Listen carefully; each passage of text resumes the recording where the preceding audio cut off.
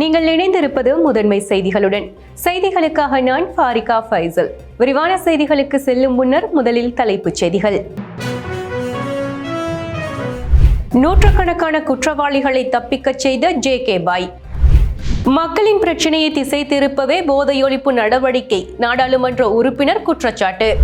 சீரற்ற வானிலையால் மரக்கறிகளின் விலைகளில் ஏற்பட போகும் மாற்றம். ஐக்கிய தேசிய கட்சியின் முக்கிய பதவி முன்னாள் அமைச்சர் ஹரின் பெர்னாண்டோவுக்கு.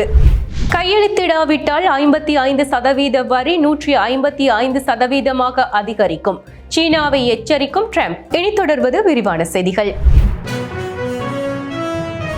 கனேமுல்ல சஞ்சீப கொலையுடன் தொடர்புடைய இஷாரா செவ்வந்தியுடன் கைது செய்யப்பட்ட JK பாய் என்பவர் இதுவரையில் 100க்கும் மேற்பட்ட குற்றவாளிகளை நாட்டிலிருந்து தப்பிக்கச் செய்துள்ளதாக விசாரணைகளில் தெரிய வந்துள்ளது.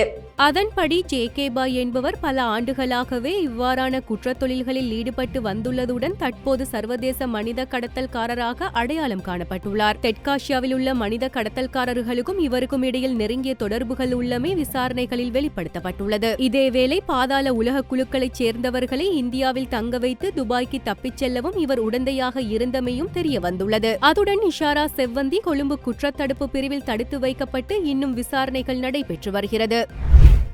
நாட்டு மக்களின் உண்மையான பிரச்சினையை திசை திருப்பவே அரசாங்கம் போதையொழிப்பு நடவடிக்கையை முன்னெடுத்துள்ளதாக ஐக்கிய மக்கள் சக்தி குற்றம் சாட்டியுள்ளது.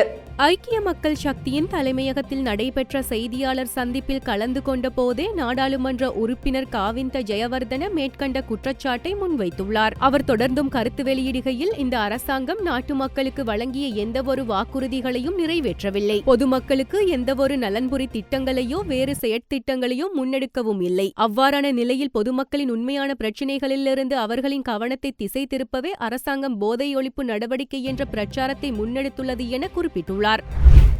தற்போது இலங்கையில் நிலவும் சீரற்ற வானிலை காரணமாக எதிர்வரும் நாட்களில் மரக்கறிகளின் விலை அதிகரிக்கும் என தெரிவிக்கப்பட்டுள்ளது. மாணிக் சந்தை வணிகர்கள் சங்கத்தின் முன்னாள் தலைவர் SM உபேசேன இந்த விடயத்தை தெரிவித்துள்ளார். மேலும் கடந்த சில நாட்களில் ஏற்பட்ட கடும் மழையால் பல பயிர்ச்செய்கைகள் கடுமையாக சேதமடைந்துள்ளன. இதன் விளைவாக அடுத்த சில வாரங்களில் மரக்கறிகளின் விலைகள் உயர்வது தவிர்க்க முடியாது என அவர் குறிப்பிட்டுள்ளார். இந்த நிலையில் வானிலை மாற்றத்தினால் சந்தையில் மரக்கறிகளுக்கு தட்டுப்பாடு நிலவும், இதனால் விலை உயரும் எனவும் எதிர்பார்க்கப்படுகின்றது.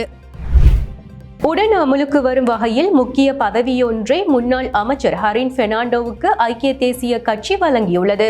இதற்கமைய முன்னாள் அமைச்சர் ஹரின் பெர்னாண்டோ அரசியல் அணிதிரட்டலுக்கான பிரதி செயலாளராக நியமிக்கப்பட்டுள்ளார். இந்த நிலையில் ஹரின் பெர்னாண்டோவுக்கு வழங்கப்பட்டுள்ள பதவியின் பொறுப்பு நாட்டில் உள்ள அனைத்து அரசியல் கட்சிகளையும் ஒன்றிணைத்து அவற்றை ஒரு பொதுவான நிகழ்ச்சி நிரலில் ஈடுபடுத்துவதாகும் என்று ஐக்கிய தேசிய கட்சி அறிவித்துள்ளது. அமெரிக்காவுடன் நியாயமான வர்த்தக ஒப்பந்தம் ஒன்றில் சீனா கையெழுத்திடாவிட்டால் அந்த நாட்டின் மீது 155% வரை வரி விதிக்கப்படும் என அமெரிக்க ஜனாதிபதி டொனால்ட் ட்ரம்ப் எச்சரிக்கை விடுத்துள்ளார்.